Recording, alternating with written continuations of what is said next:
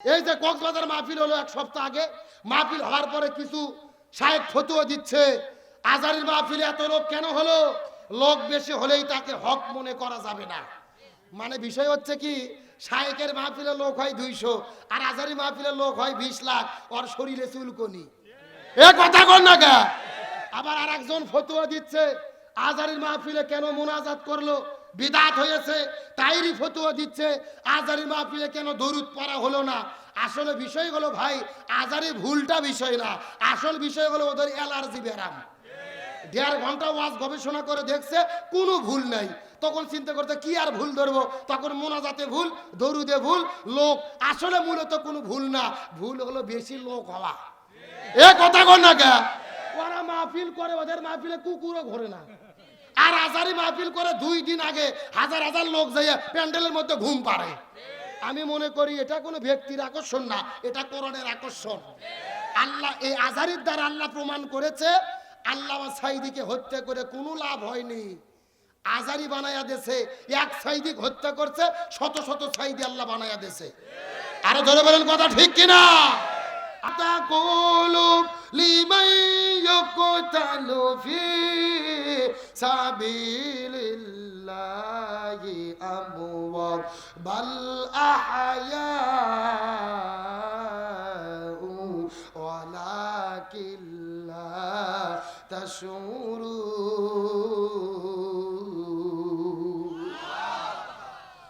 আল্লাহ তাআলা রাখতে বলে পৃথিবীর মানুষেরা রে, দিনের জন্য যারা জীবন দেয় এরা মরে না, এরা কখনো মরে না, এরা কখনো মরে না রে, এরা কখনো মরে না, এরা হলো জিন্দা, এরা হলো জিন্দা, এরা হলো জিন্দা।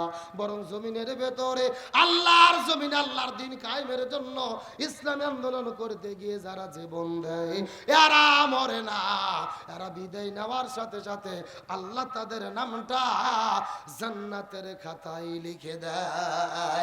লিল্লাহি তাকবীর।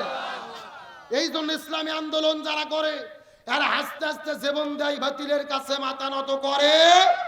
আমাদের কোরআনের পাখি শহীদ আল্লামা দিলওয়ার হোসেন সাঈদী 13 বছর ধরে তাকে জেলে বন্দি করে রাখার পরে হসপিটালের মধ্যে ভর্তি করে ইনজেকশনের সিরিজের ভেতরে বিষ ঢুকাইয়া আল্লামা সাঈদীকে তারা পরিকল্পিতভাবে হত্যা করেছে। আরো জোরে বলেন। তার কারণ ওই হসপিটালে ভর্তি করে যেই ডাক্তারকে চিকিৎসা করার দায়িত্ব দিয়েছিল এই ডাক্তারের নাম হলেন ডাক্তার মোস্তফা জামান। এই ডাক্তার কোন ডাক্তার? যেই ডাক্তার 2013 সালে শাহবাগের গণজাগরণ মঞ্চে দাঁড়িয়ে স্লোগান দিয়েছিল সতে সাঈদী তুই রাজাকার, তুই রাজাকার, রাজাকারের ফাঁসি চাই।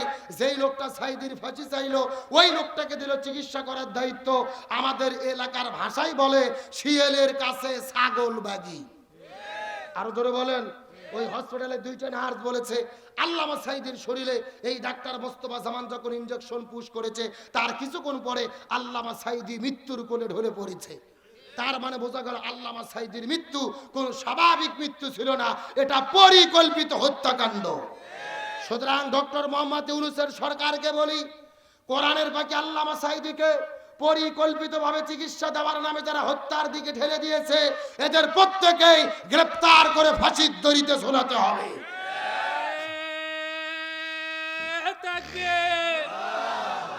নারায়ে তাকবীর। অবিলম্বে সাঈদীর খুনের বিচার চাই করতে হবে।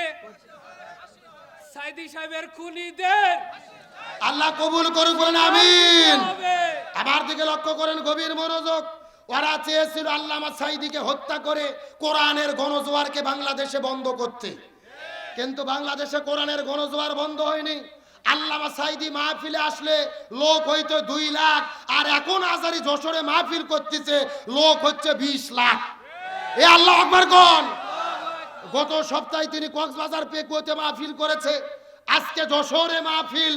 15-20 লক্ষ মানুষের মাহফিলের সমাবেশ ঘটে, চিৎকার করে বলেন আল্লাহু আকবার।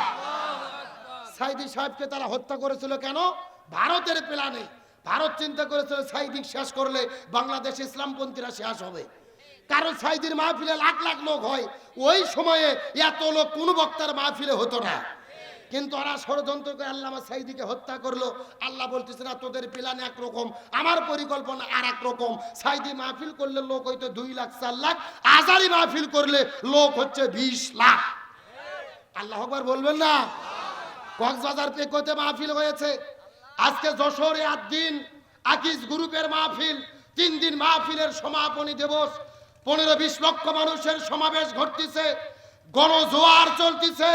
এই গণজোয়ার প্রমাণ করতেছে আলেমদের বন্দী করে, আলেমদের হত্যা করে, আলেমদের দেশছাড়া করে বাংলাদেশের গণজোয়ার বন্ধ হয়নি। আগামীর বাংলাদেশ হবে কোরআনের বাংলাদেশ, আগামীর বাংলাদেশ হবে আলেমদের বাংলাদেশ, আগামীর বাংলাদেশ হবে আলেম ওলামাদের বাংলাদেশ। তার কারণ কোরআনের এই গণজোয়ারকে বাধা দিয়ে বন্ধ করা যায়।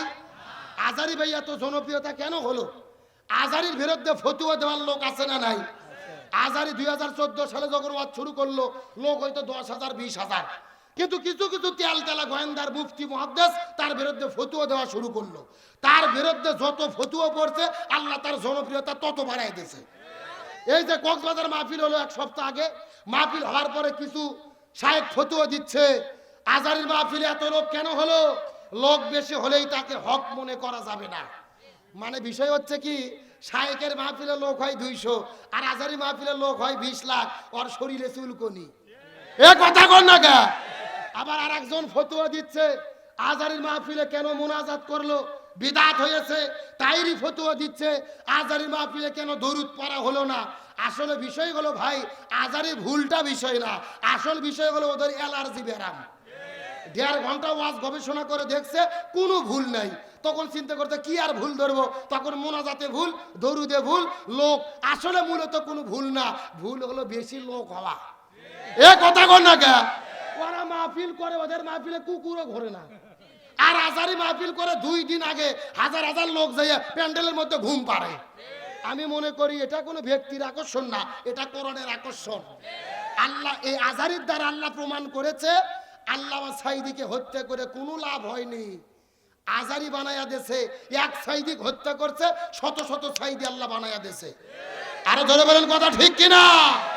আমির হামজা মাহফিলে গেলে লাখ লাখ লোক হয়, তারেক মুনার গেলে লোক হয়, আজারি গেলে লোক হয়, আল্লামা মামুনুল হক আমির হামজা আর শিশু বক্তা রফিকুল ইসলাম মাদানী চেনেন না? ছোট মরি ঝাল বেশি খুব লাভ পারে। এরা জেলে যাওয়ার আগে লোক হয়তো 10,000 5,000, আর এখন মাহফিলে গেলে লোক হচ্ছে লাখ লাখ। আলেমদের বন্দি করে কি লাভ হলো? বরং আলেমেরা জেলে যাওয়াতে আলেমদের লাভ হয়েছে, এদের জনপ্রিয়তা বেড়ে গেছে, পরিচিতি বেড়ে গেছে, কোরআনের দাওয়াত বেড়ে গেছে।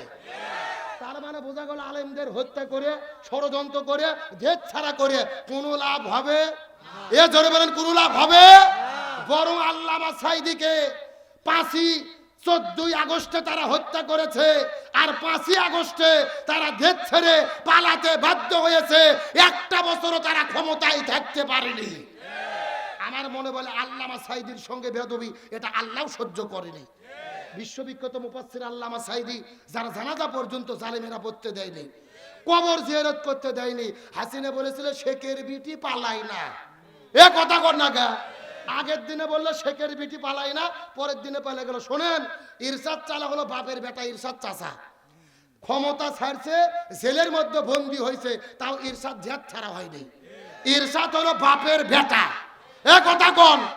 আর আমাদের শহীদ প্রেসিডেন্ট জিয়াউর রহমানের বউ, আমাদের পুত্রবধূ বেগম খালেদা জিয়া ক্ষমতা ছাড়ছে, জেলে বন্দী হয়েছে, তাও জেল ছাড়া হয়নি। এরা হলো বাপের বেটি। এ কথা কোন?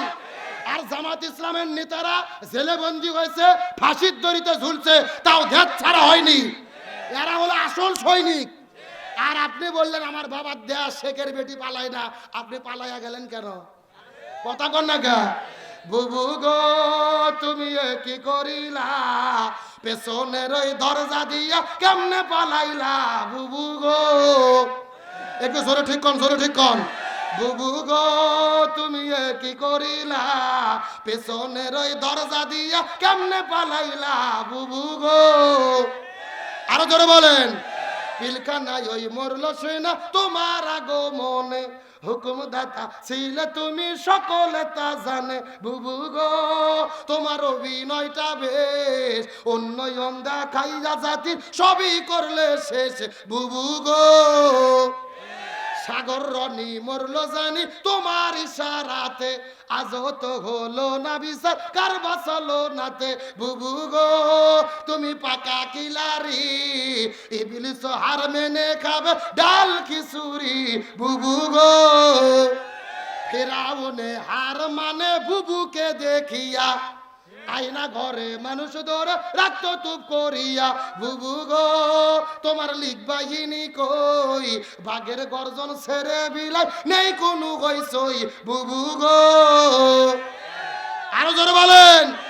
মতিঝিলে শত আলেম করলে তুমি খুন, পুলিশ দিয়ে ভয় দেখাতে এটাই তোমার গুণ। বুবু গো তুমি পাচ্ছ অভিশাপ, ছাড় দেন আল্লাহ ছেড়ে দেন না করলে মহাপাপ। বুবু গো আল্লাহ ছাড় দেয় কিন্তু ছেড়ে, তারা বলছিল 41 সাল পর্যন্ত থাকবো, কিন্তু 4 আগস্টে জানতো না 5 আগস্টে দেশ ছাড়া লাগবে। আলোচনা কি চলবে? চলবে। কারা কারা চলবে হাত উলান তো দেখে।